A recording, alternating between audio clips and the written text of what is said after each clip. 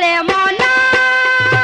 যৌবনটা বৃথা গেল চাইয়া দেখলি না রে মাখন তোলা রসের গোল্লা খাইয়া দেখলি না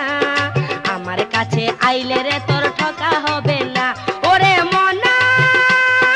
যৌবনটা বৃথা গেল চাইয়া দেখলি না রে মাখন তোলা রসের গোল্লা খাইয়া দেখলি না